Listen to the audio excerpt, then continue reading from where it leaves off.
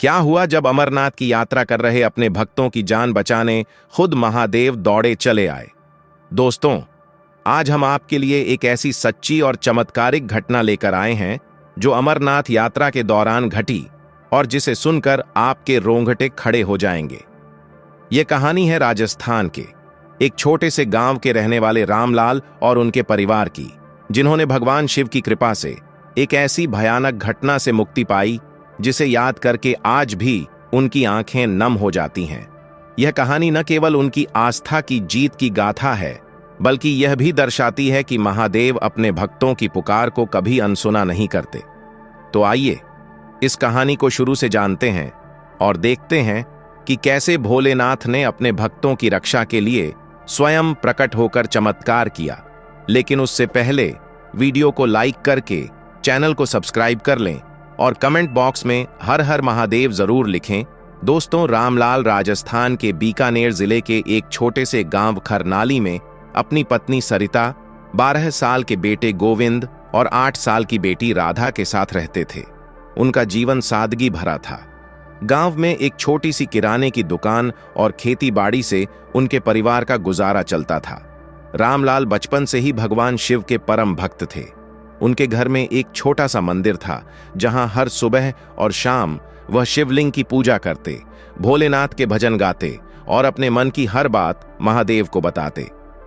रामलाल का एक सपना था कि वह अपने पूरे परिवार के साथ अमरनाथ की पवित्र यात्रा करें और बाबा बर्फानी के दर्शन करें।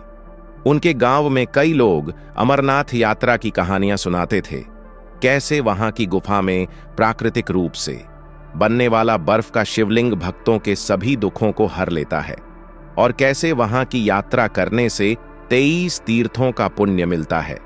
रामलाल को विश्वास था कि बाबा बर्फानी के दर्शन से उनके परिवार की सारी परेशानियां दूर हो जाएंगी। लेकिन रामलाल की आर्थिक स्थिति ऐसी नहीं थी कि वह आसानी से इस यात्रा को पूरा कर पाते।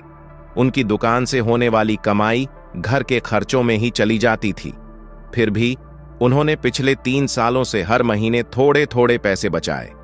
वह चाहते थे कि इस बार वह अपने परिवार के साथ अमरनाथ यात्रा पर जरूर जाएं। साल 2024 की बात है जब रामलाल ने अपनी बचत को गिना और पाया कि उनके पास यात्रा के लिए पर्याप्त पैसे जमा हो चुके हैं। उनकी खुशी का ठिकाना नहीं था। उन्होंने अपनी पत्नी सरिता से कहा, इस बार हम जरूर बाबा के दर्शन करेंगे। महादेव ने मेरी पुकार सुन ली है।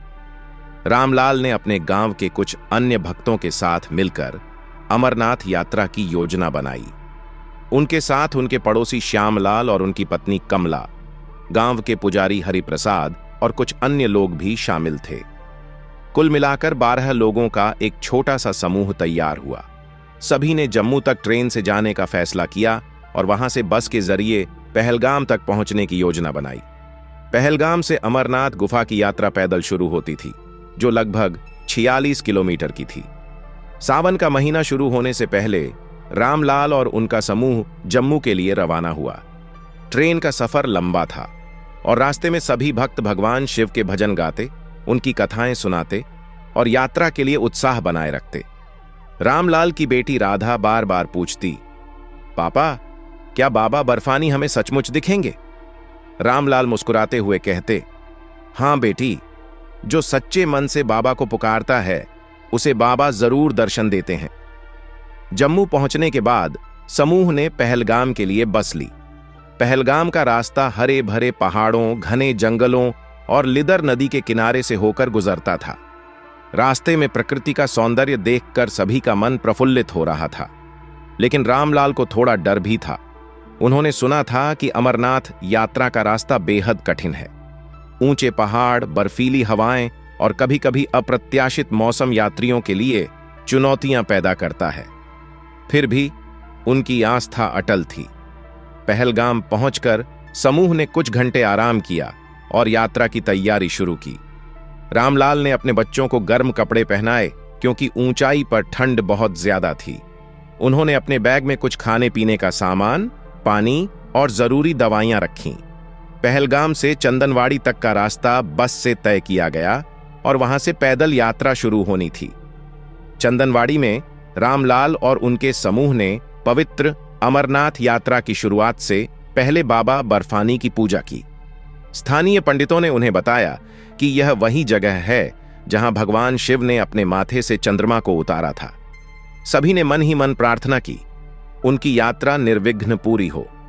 रामलाल ने अपनी बेटी राधा को गोद में उठाया और कहा, बेटी, अब हम बाबा के घर जा रहे हैं, तुम डरना मत, बाबा हमारी रक्षा करेंगे। चंदनवाड़ी से पिस्सू घाटी की चढ़ाई शुरू हुई। यह रास्ता संकरा और पत्थरीला था। ऊंचे ऊंचे पहाड़ों के बीच से गुजरते हुए हवा में ठंडक बढ़ती जा रही थी। रामलाल का बेटा गोविंद उत्साह से भरा था, लेकिन राधा को थोड़ा डर लग रहा था। वह बार बार अपनी मां सरिता का हाथ पकड़ लेती। समूह के कुछ बुजुर्ग सदस्यों को चढ़ाई में दिक्कत हो रही थी, लेकिन सभी एक दूसरे का हौसला बढ़ाते हुए आगे बढ़ रहे थे। पिस्सू घाटी को पार करने के बाद समूह शेषनाग झील पहुंचा। यह जगह इतनी खूबसूरत थी कि सभी थकान भूल गए। झील का नीला पानी और चारों तरफ बर्फ से ढके पहाड़ देखकर ऐसा लग रहा था मानो स्वर्ग धरती पर उतर आया हो। स्थानीय गाइड ने बताया कि यह वही जगह है जहां भगवान शिव ने अपने गले से सर्पों को छोड़ा था। रामलाल ने अपने बच्चों को यह कहानी सुनाई और कहा, देखो, बाबा ने इस यात्रा को और भी पवित्र बनाने के लिए अपने प्रिय चीजों का त्याग किया था। हमें भी अपनी छोटी मोटी परेशानियों को भूलकर आगे बढ़ना है। शेषनाग से आगे का रास्ता और भी कठिन था। पंचतरणी तक पहुंचने के लिए खड़ी चढ़ाई और बर्फीले रास्तों से गुजरना था। पंचतरणी वह जगह थी जहां भगवान शिव ने अपनी जटाओं से गंगा को मुक्त किया था। यहां पहुंचकर समूह ने रात के लिए डेरा डाला। रात का तापमान 0 से नीचे चला गया था और सभी ने अपने गर्म कपड़ों में खुद को लपेट लिया। रामलाल ने अपने परिवार को एक छोटे से तंबू में सुलाया और रात भर जागकर भगवान शिव के भजन गाए। पंचतरणी में रात गुजारने के बाद समूह अगले दिन सुबह अमरनाथ गुफा की ओर बढ़ा, लेकिन उस दिन मौसम अचानक खराब हो गया। आसमान में काले बादल छा गए और तेज हवाएं चलने लगीं। गाइड ने सभी को सावधान रहने को कहा, क्योंकि बर्फीले रास्तों पर बारिश या बर्फबारी खतरनाक हो सकती थी। रामलाल ने अपनी पत्नी और बच्चों को पास रखा और प्रार्थना करते हुए आगे बढ़ने लगे। दोपहर तक समूह गुफा से कुछ किलोमीटर दूर था जब अचानक एक भयानक हादसा हुआ। रास्ते में एक संकरा पुल था जो 2 पहाड़ों के बीच एक गहरी खाई के ऊपर बना था। यह पुल पुराना और कमजोर था और तेज हवाओं के कारण हिल रहा था। समूह के कुछ लोग डर के मारे रुक गए, लेकिन गाइड ने कहा कि गुफा तक पहुंचने के लिए इस पुल को पार करना जरूरी है। रामलाल ने अपनी बेटी राधा को गोद में उठाया और गोविंद का हाथ पकड़कर धीरे धीरे पुल पर चलने लगे। लेकिन जैसे ही समूह पुल के बीच में पहुंचा, एक जोरदार हवा का झोंका आया और पुल की रस्सियां टूटने लगीं। सभी लोग चीखने लगे। राधा डर के मारे रोने लगी और सरिता ने रामलाल का हाथ कसकर पकड़ लिया। गाइड ने चिल्लाकर कहा, सब लोग शांत रहें, धीरे धीरे पीछे हटें। लेकिन इससे पहले कि कोई कुछ कर पाता, पुल का एक हिस्सा पूरी तरह टूट गया और समूह का आधा हिस्सा खाई की ओर लटकने लगा। रामलाल और उनका परिवार उस हिस्से में थे जो अभी भी रस्सियों से लटक रहा था, लेकिन रस्सियां अब किसी भी पल टूट सकती थीं। सभी लोग अपनी जान की सलामती के लिए प्रार्थना करने लगे। रामलाल ने अपनी आंखें बंद कीं और मन ही मन महादेव को पुकारने लगे, हे भोलेनाथ, हम आपके दर्शन करने आए थे, अब हमारी रक्षा करें, मेरे बच्चों और पत्नी को बचाएं। अगर हमें कुछ हो गया तो हमारा परिवार बिखर जाएगा। कृपया महादेव हमारी पुकार सुन लें। तभी एक चमत्कार हुआ। अचानक तेज हवाएं रुक गईं और एक रहस्यमयी शांति छा गई। सभी ने अपनी आंखें खोलीं तो देखा कि एक नागा साधु, जिसके शरीर पर भभूत लिपटी थी और जटाएं कंधों तक लटक रही थीं, पुल के दूसरी ओर खड़ा था। उसका चेहरा तेज से चमक रहा था और उसकी आंखों में एक अजीब सी शांति थी। उसने जोर से कहा, डरो मत, भोलेनाथ तुम्हारे साथ हैं, मेरे पीछे आओ, मैं तुम्हें सुरक्षित निकाल लूंगा। सभी लोग उस साधु को देखकर हैरान थे। इतनी ऊंचाई पर, इतने खतरनाक रास्ते पर वह साधु अचानक कहां से आ गया? लेकिन रामलाल को उस साधु पर भरोसा हो गया। उन्होंने अपने परिवार को हिम्मत दी और धीरे धीरे साधु की ओर बढ़ने लगे। साधु ने अपनी लाठी से टूटी हुई रस्सियों को थाम लिया और एक एक करके सभी को दूसरी ओर खींच लिया। यह देखकर सभी लोग दंग रह गए, क्योंकि रस्सियां इतनी कमजोर थीं कि उनका वजन सहना असंभव था। फिर भी साधु की मदद से पूरा समूह सुरक्षित दूसरी ओर पहुंच गया। जब सभी लोग सुरक्षित पहुंच गए तो रामलाल ने साधु के चरणों में सिर झुकाया और कहा, महाराज, आपने हमारी जान बचाई। आप कौन हैं और आप इस सुनसान जगह पर कैसे आए? साधु ने मुस्कुराते हुए कहा, मैं तो बस भोले का एक दास हूं। तुम सब बाबा बर्फानी के दर्शन करने आए हो तो बाबा तुम्हें कोई नुकसान नहीं होने देंगे।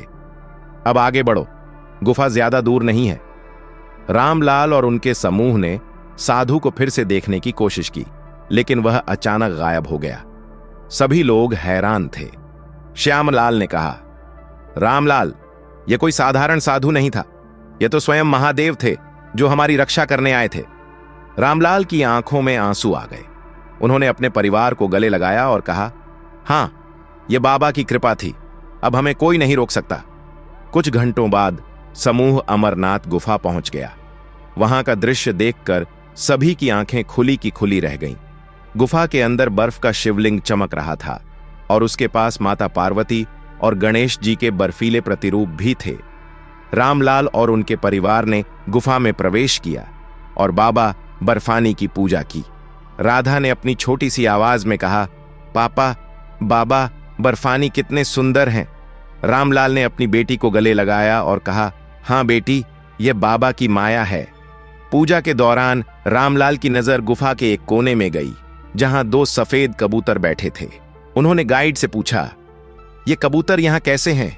इतनी ऊंचाई पर जहां ऑक्सीजन कम है, ये कैसे जीवित रहते हैं? गाइड ने मुस्कुराते हुए बताया, ये साधारण कबूतर नहीं है। पौराणिक कथा के अनुसार ये वही कबूतर हैं जिन्होंने भगवान शिव की अमर कथा सुनी थी और अमर हो गए।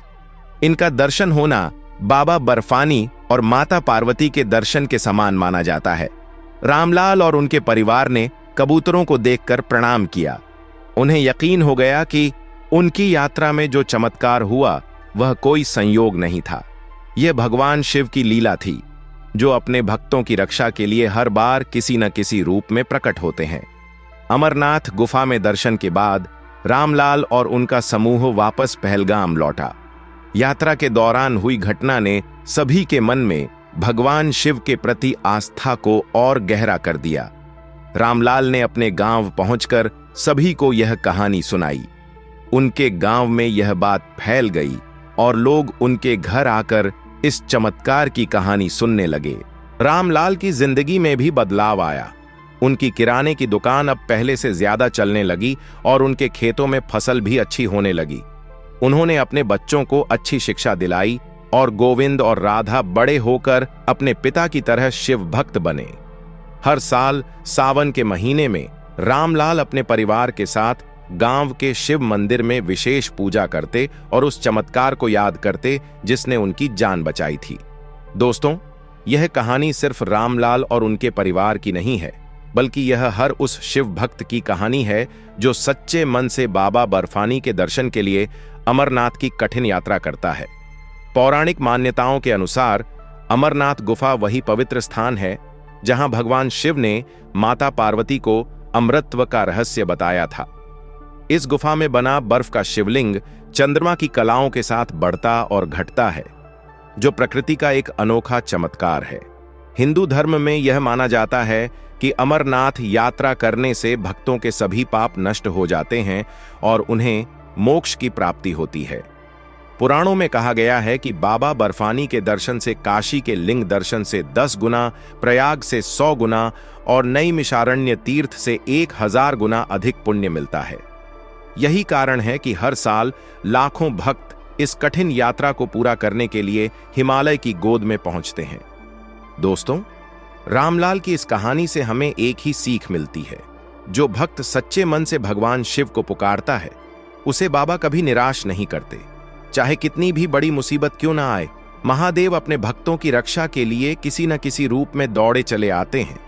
अगर आपको यह कहानी पसंद आई तो इसे अपने दोस्तों और परिवार के साथ जरूर शेयर करें और वीडियो को लाइक करके चैनल को सब्सक्राइब जरूर करें और कमेंट बॉक्स में हर हर महादेव लिखकर हमें बताएं कि आपको यह कहानी कैसी लगी।